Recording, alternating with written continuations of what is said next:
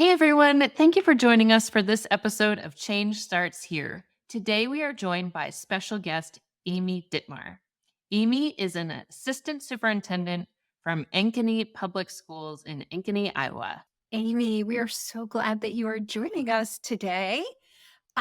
So let's get right on this. So, in our last episode, we talked about a concern that we think is very much on the mind of educators: the future readiness of students.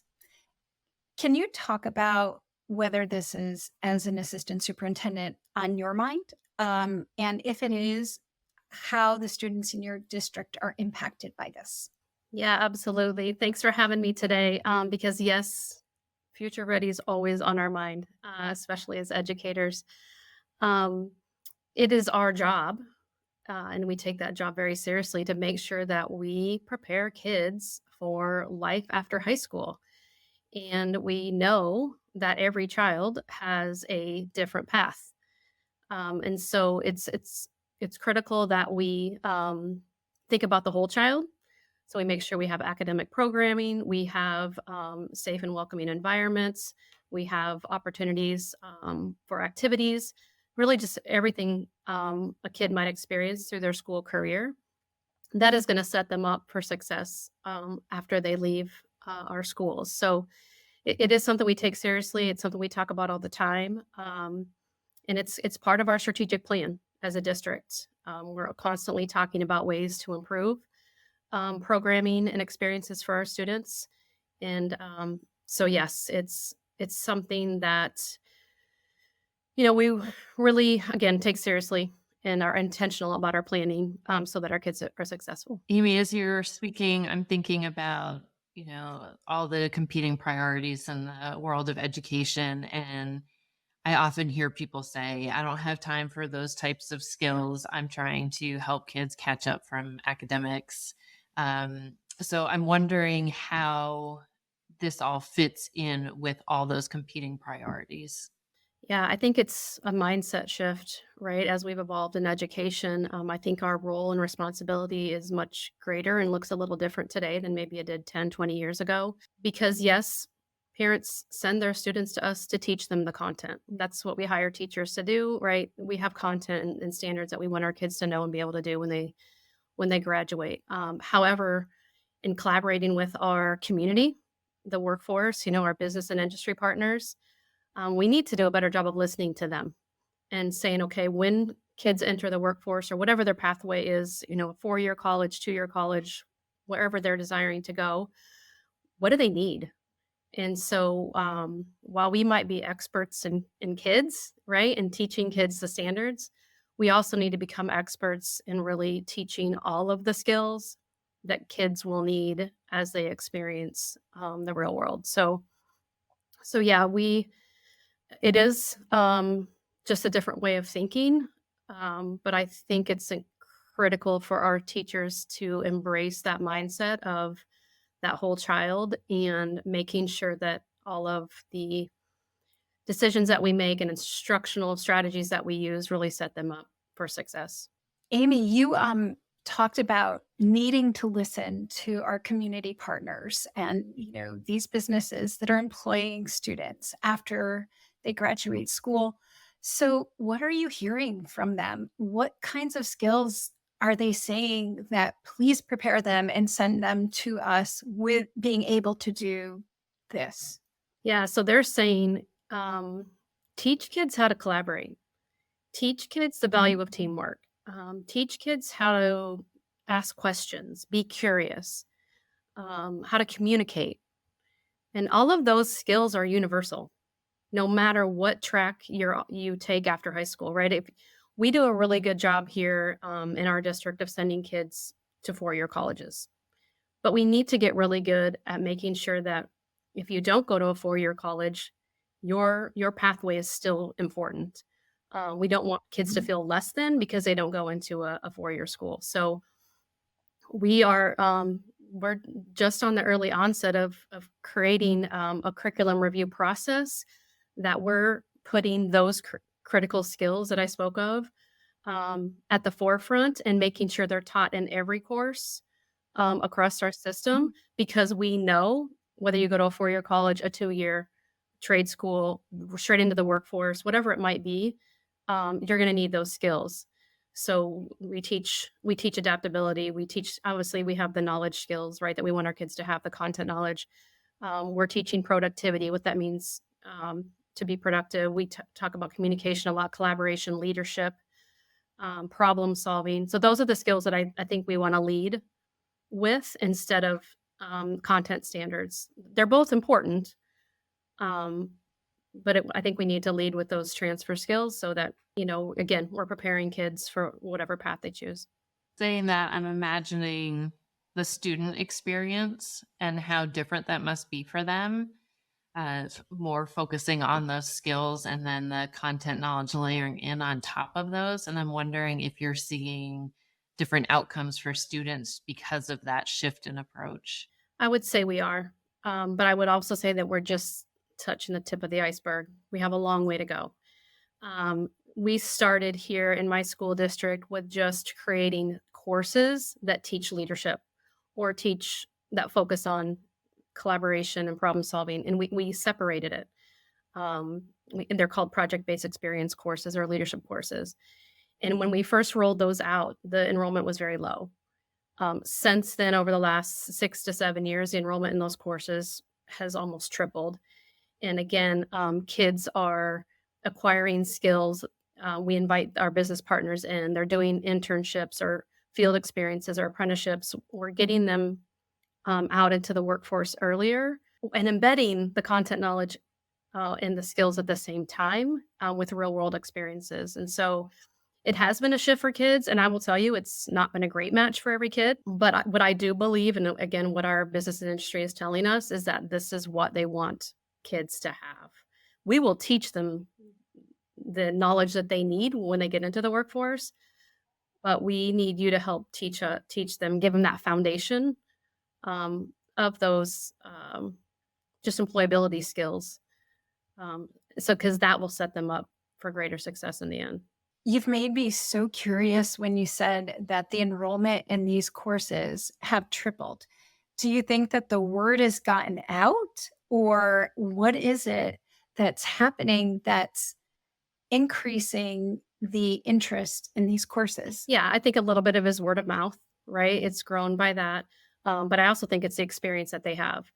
We have students that desire to go straight into the workforce after high school, and they're already putting on it, making relationships with businesses, and they'll do a job shadow or they'll get an internship, and then they get hired on the spot. We have companies here locally that are coming to us saying, send us more kids that took that course. We have companies telling us, hey, on your resume, just put that you took these courses in high school and you'll rise to the top. So I think they see their peers experiencing success. I think they see there's flexibility. It's just a different feel when you're in those classrooms, right?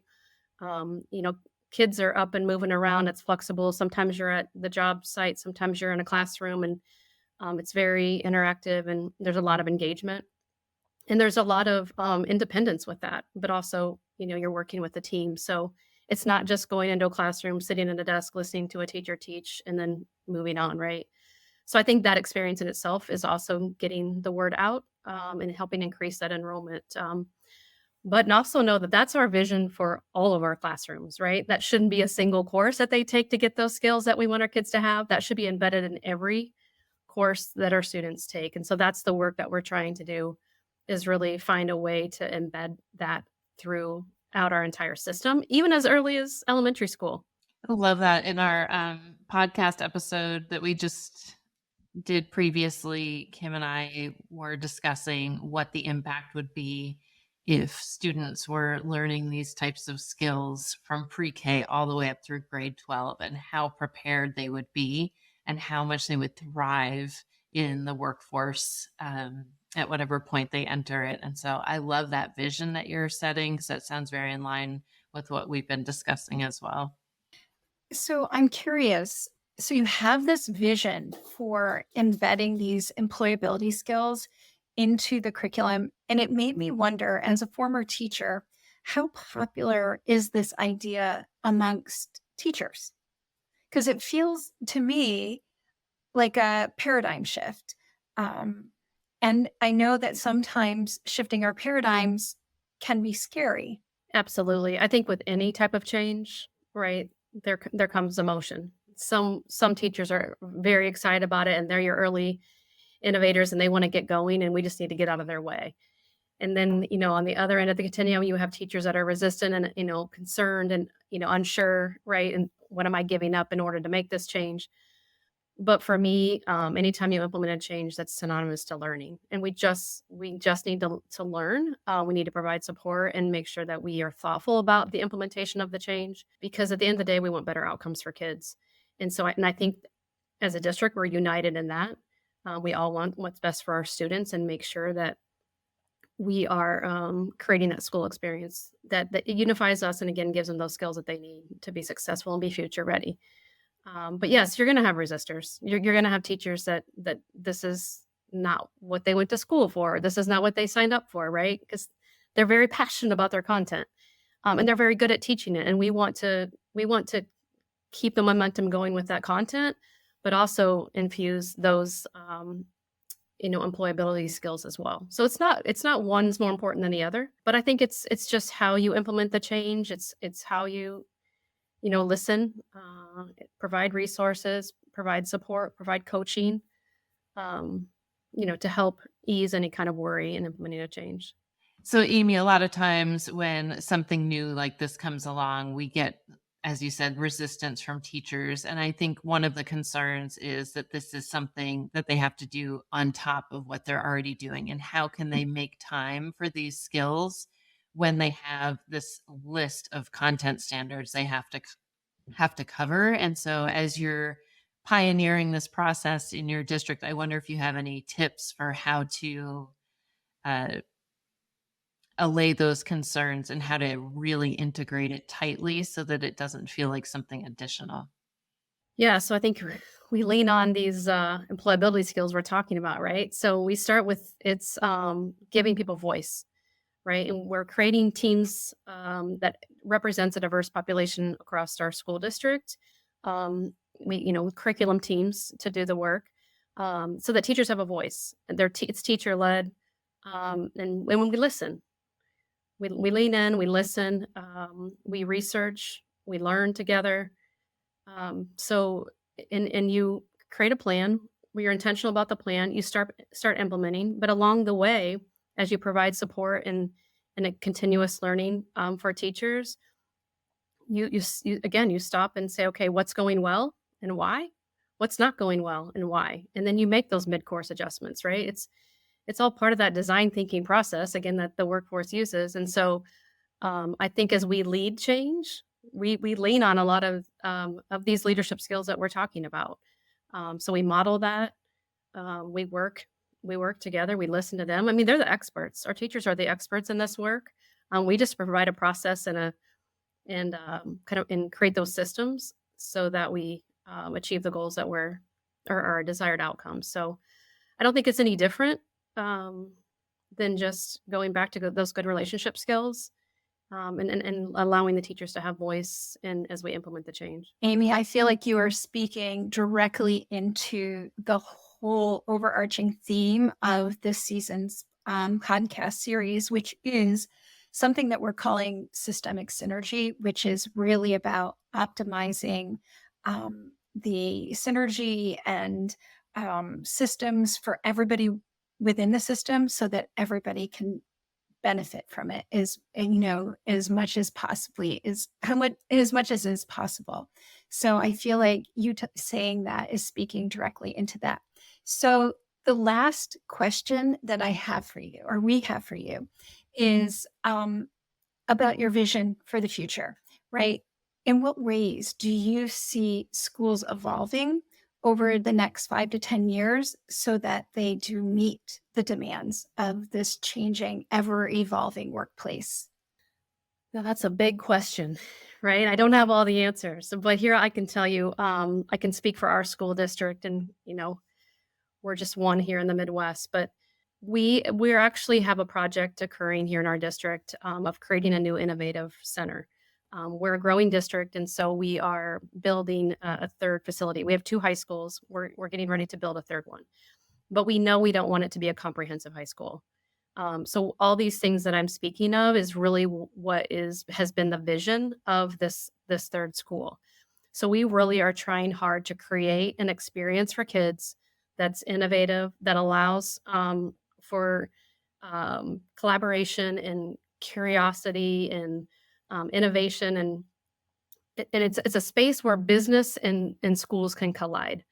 And so if we really want to, so our vision is if we really want to expose our kids to all the opportunities that are potentially out there for them, then let's invite partners and our community members into a space where really that learning can collide. So we can learn from them, they can learn from us, and let's give kids the chance to explore and build awareness. And in our district, we call it a plan A. Like we want students by about eighth or ninth grade to have a plan A of where you think you're going to be, so that we can build courses and a course map in order to get you there. But it's okay if you end up with a plan B or a plan C. Those choices are flexible. As you explore and learn more, you might change course.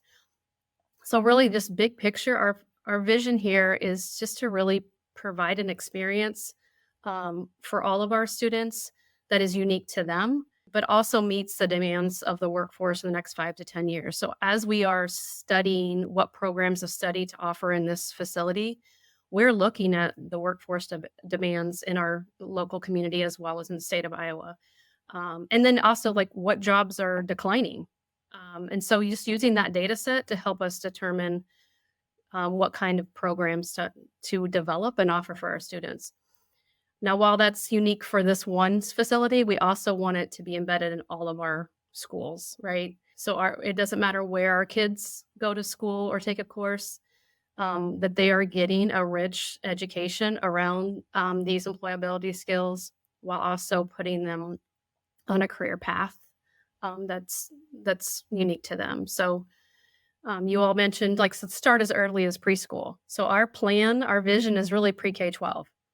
Right? So what are the experiences and what are we going to start teaching them?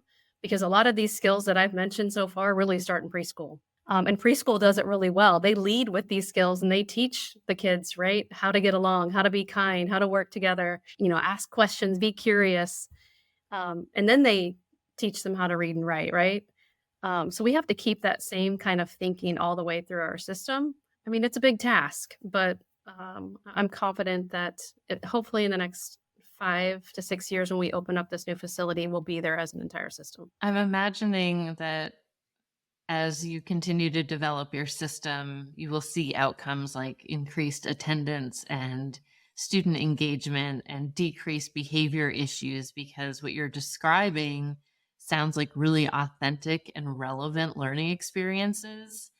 And, I've seen firsthand as a former classroom educator and school and district leadership just how much that can shift the experience for students, especially our at-risk students, when they feel like what they're doing is really meaningful and they have buy-in into it. It just alleviates and solves so many of the other issues that we're trying to address in pockets. So it sounds very exciting to me what your vision is there. Yeah, I agree. Anytime you can have student voice and choice, right, in the process or in the work, in the instruction, engagement increases. So, yeah, I believe that's been part of our success and hopefully will continue. Amy, thank you so much for sharing your experience and your expertise and your perspective on future readiness. I really think that our listeners are really going to benefit from hearing what you've shared with us today. So thank you. You're welcome. Thank you for the opportunity. If there's anyone on the fence that's kind of interested in maybe dabbling in this, can you give them like a first step? What did you do to like get in the water to start this process? Really, it's just about having an open mind. I had a colleague kind of plant this seed for me, and then you go out and you learn about it. I went to a conference of some work that had already been happening in Texas. Is where we connected with a group that was already doing the work there. So attending conferences, right? Networking. There's books out there. I'm reading a book on modern learning. So, yeah, just be curious, right? Ask some questions, network, and see what you can learn and go from there. That's great. Thank you. Awesome. Thank you so much. So, listeners, there you have it. Make sure to like and subscribe and join us for our next episode of Change Starts Here Research Conversations.